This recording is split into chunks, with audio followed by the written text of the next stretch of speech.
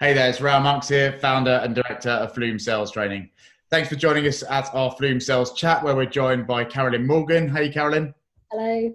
So Carolyn is consultant at Speciall Media, and today we're having an exciting conversation from my perspective, which is all around innovation, one of my favorite topics. And we're going to be looking at how within the current climate with remote sales teams, can we be innovative and create things that are easy for your clients to buy right now. So I'm going to just hand over briefly to Carolyn to just find out a bit more about who she is and her take on the situation at the moment. Then we're going to delve into the conversation. So welcome, Carolyn. Tell us a tiny bit about yourself. Okay, thanks, Raoul, and thank you very much for inviting me.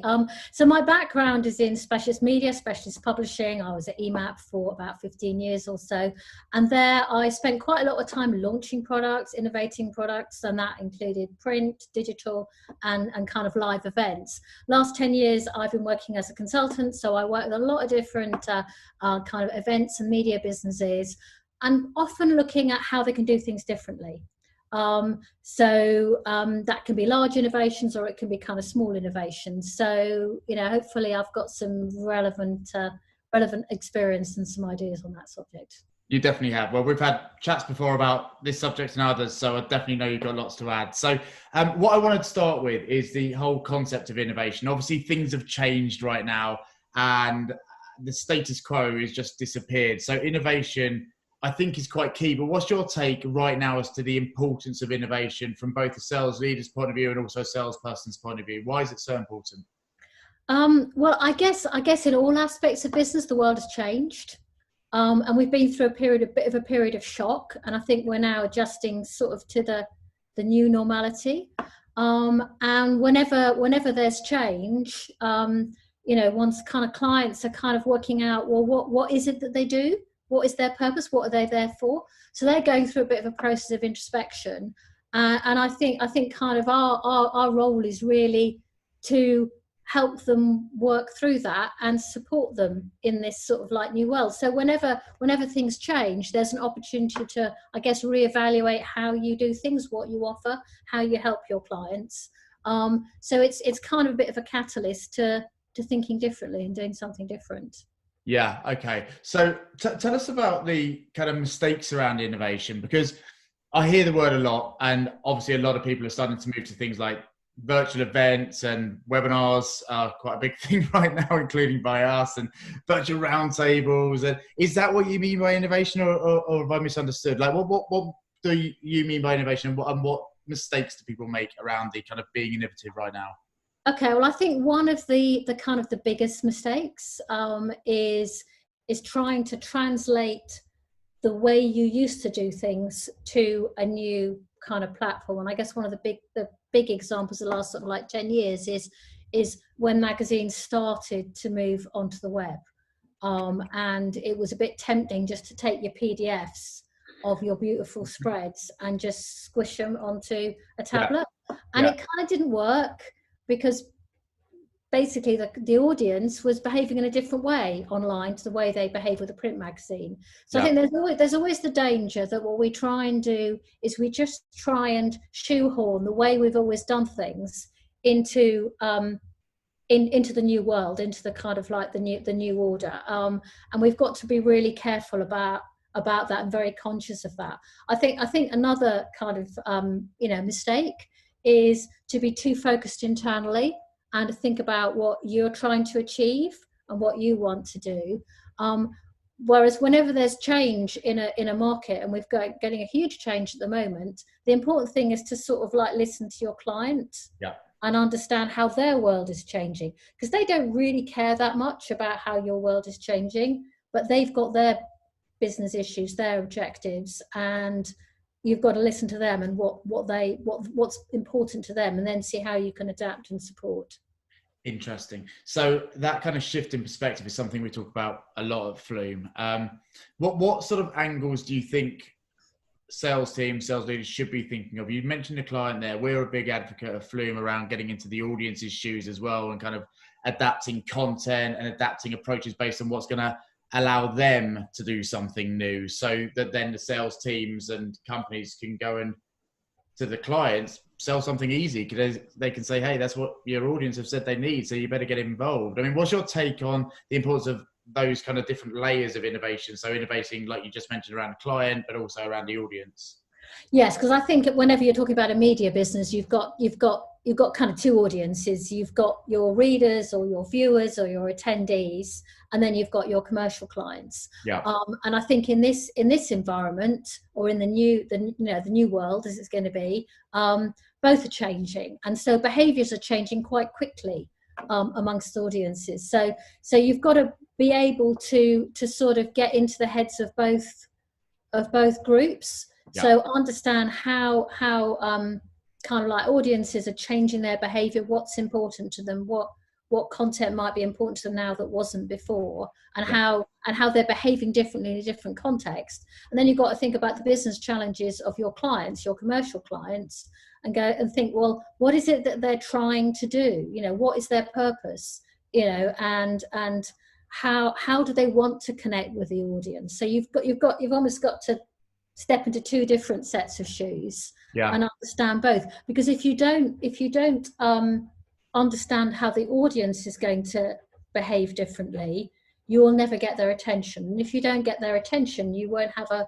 opportunity to start a conversation between that audience and your client. And it's interesting, isn't it? You mentioned around behaviour, changes in behaviour, and with the proliferation of different digital approaches to this audience, I think the audience are being overwhelmed by the amount of content out there. They're becoming far more selective, and you can sit on webinars and you look at the numbers, and unless you are hitting the nail on the head every single time based on what they want, they can't do what they used to do at events, which is just sit there on their phone and stay there. They're rude and they go.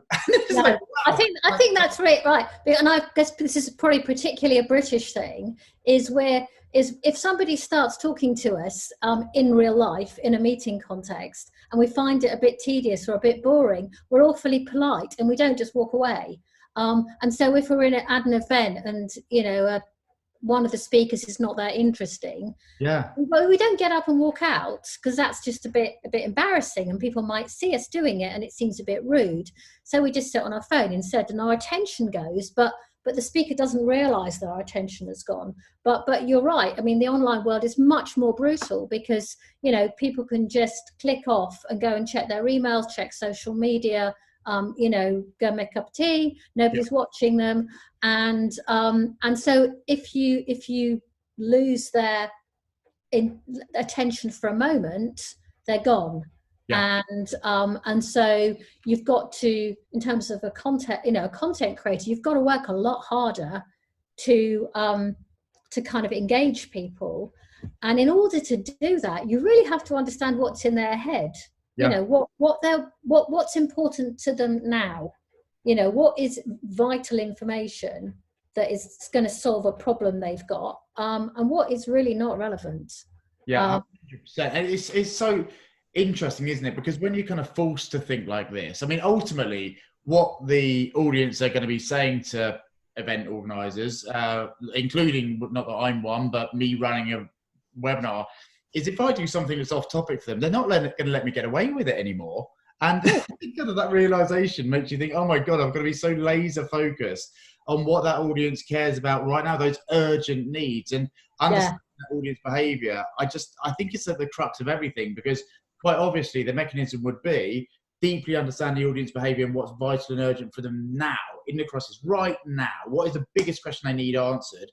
Then find the clients the best answer to that question in some different capacities. Then as a business, you create the ability for the salespeople to just go to those clients and say, the audience need that. They need you to answer it. Do you want to be involved? And there's a simple model which makes it so easy for the client to buy, but everyone's happy. It's kind of happy. It's a nice, lovely world. Whereas before, where that wasn't always at the focus, for some companies, I think it was, but sometimes we didn't have to do that.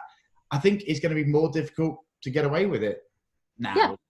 Yes, and I think that's it, because the audience have choices, because they haven't got any barriers to going to attend an event. And so they can just, they haven't got any barriers to leave either, so they can dip in and dip out. So they will think, well, what's important to me today?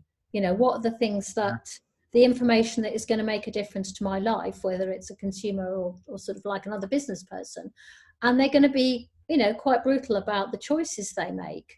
And so, but what it does mean is that the organizations that can create really, really good content that's really engaging will get that attention, and they'll get that kudos, because they're actually delivering a service to people who are probably having quite a stressful time. We're all having quite a stressful time. And I think for the next 12 months, we'll all be having quite a stressful time.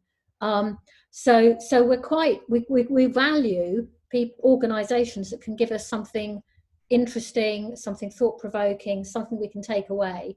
So the first step is to really understand how your audience's priorities are changing, and your audience's kind of questions and worries and concerns are changing. And then I guess this is where, if we're talking about this from the point of salespeople have got to also involve their product or content or producer teams in that conversation, because you kind of got to get that bit of the dynamic right first, and then that will create the opportunity, which is what you're saying, which is actually we've discovered that our audience are really, really worried about this. We've got some killer content because we've got some great people who will share what they've learnt, and they're great speakers, and we're going to create this wonderful interactive session. And we've got some people from outside the UK that normally we couldn't get in one room, but we've got them together virtually. So we've got an amazing proposition to the audience, and they are exactly the audience you're trying to influence. So how can you get involved in that conversation? See, what I find fascinating by this, a few things. When I think of innovation, and I think when a lot of people do, especially in sales and right now, I think of innovating a platform, like innovating a wildly brilliant virtual event that does everything. But we're not talking about platform here. We're talking about messaging from the client that is right to tap into what the audience needs now. And the innovation feels like it's around the audience behavior and understanding that, and the messaging from the client and understanding that. And that's the innovation as opposed to the platform. Is that a fair judgment? Or Yeah. And I gave the example about when we used to take magazine PDFs and stick them on a tablet and think that would work. And I think there's a risk also in live events where we know that booths work in real events, in real in-person events, but they don't work virtually. Sorry, that's a spoiler, but they do not work, because the reason they work in real events is because you put the coffee and the biscuits next to them, and people have to walk past the kind of exhibition stand because they want to eat, and then the salesperson comes and talks to them, and that's it. They're kind of trapped. But that doesn't work in an online space, because why would you go there? What's the reason to go there? So you have to think about the audience, the visitor, and what their problems are, what their issues are. And if you can provide content that engages them and answers some of their problems, you've sort of then got their attention, and you've also been helpful. So I think the answer for exhibitors, sponsors of live events, is they have to kind of change what they do, and instead of having a booth where they base salespeople, they have to create content. But it has to be content that's going to engage this rather demanding person, who is the person whose attention they're trying to get. So they have to do that. So they have to understand the audience as well. And I suppose that where the salesperson sits is in between the two. What it reminds me of is, so you probably heard of, I'll probably get his name wrong, Edward de Bono or Eric de Bono, but a massively thought leader, inspiring guy who's written tons of stuff around coming up with ideas and creation. And he invented the 7 thinking hats, which is one of the most well-known ways of coming up with ideas, which is putting a different hat on from a different perspective. And it kind of feels like here, we're doing that times 1,000. Like, there's 2 thinking hats. There's thinking hat number 1, which is the audience thinking hat. What do they care about right now? What would they be saying they need right now? And then thinking hat number 2 is the client thinking hat. What do they need to hear from us? What's going to make it work? What's the message? And take off our hat, which is the event organizer hat, and just spend time in those two. I don't know if again that's a fair analogy as well. No, I think it's true, because you know, whether it's a hat or whether it's shoes, because I think you've used both analogies. But I think what, you know, if you're the event director or the sort of like, you know, the commercial director or whatever, what you have to do first of all is be able to empathize with the visitor, the audience member. Yeah. And that might involve talking to them, having conversations with them, and trying to understand what their issues are, what their problems are, and what would help solve those issues. And then you kind of, you know, you walk over to the other side, and you also have to have a conversation with your client, because you need to understand what your client's business objectives are, what they're worried about, you know, what they're trying to do. But you can take to them also a little bit of the insight you've got from your audience, and go, well, actually, we think they're really worried about this. Yeah. But that, like, you know, I don't know, they're very worried about kind of the engagement of their staff whilst they're remote, you know, or what if they're a business person or something like this. So you know, and as a salesperson, you're the intermediary. So you then have a bit of another conversation with your client, and you go, well, look, you know, this is what you're trying to do. And what we've discovered from talking to our audience is they're really quite worried about this. So maybe we can find some sort of way in which you can help provide them some answers to solve that problem. Yeah. And that could be in any kind of format. You know, it could be, you know, an interview, a case study, a conversation, a Q&A, a bit of research. It could be any kind of a content on any kind of a platform. But what you're trying to do is jigsaw together the client's problem and then the audience's concerns and areas of interest, and see, can you find a way to bring them together. Really clever. Really like that. So what I'm just got in the back of my head here is that you talked about talking to content teams, marketing teams, getting other people involved, but we're remote. You know, I've done a marketing team. Some people might be lucky or unlucky enough to do that, but if we can kind of put this into a nutshell, like, what are your tips for being innovative remotely? How would you go about it? Just give us some kind of headlines. Right. Okay. And you're right. This is the challenge, because the way we always used to do this was get like a product marketing person, salesperson, a couple of other people in a room with biscuits and coffee and sandwiches, and sort of bounce off each other. So it requires a bit more thinking. I think the first thing is to really communicate what it is you're trying to do.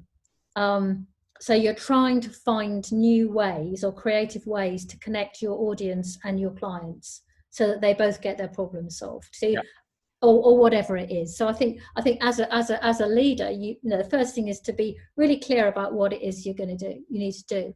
And then I think, you know, I think it's fine. In a way, the nice thing about the virtual environment is you can send people off and say, I'm going to assign you all to go and talk to, you know, a couple of people, maybe some, you know, audience members, maybe a couple of your clients, and have a conversation and keep it quite open. It's not about sales, but here are a few things you might want to probe, and let them go off and have those conversations. Yep. And then you might want to bring them together, and this is where things like Zoom or other video platforms are quite good for bringing a team together again, having sort of given them a direction and sent them out separately. And then you bring them back together, and you kind of like listen to what they've learned. And that's where, you know, you can do the sort of facilitation job and sort of go, well, that's interesting because you heard this and you heard that, and this is what I discovered when I talked to so-and-so. So how about that? So I think you can use kind of video platforms to bring people back together, and that might generate some ideas. But then you get into a process where you can go out to the individual and say, well, look, here are our top 3 ideas, and how about you go and look at this one, and you go and look at that one and test it out and think about how we can do this in practice and who might be interested, and then we'll come together again. So instead of trying to doing it all in one creative day with a lot of biscuits and sandwiches and flip charts and sticky notes and stuff, and just people standing up and waving their hands, I think you have to do it in a sort of, it's a bit like a slowed down concertina kind of way. Yeah, love it. So, Carolyn, I think, talk about this for days. Where we've probably taken well over our allocated 15 minutes. So we'll call it a day there, but I'm certain we'll have you back in to talk about some other stuff as well. So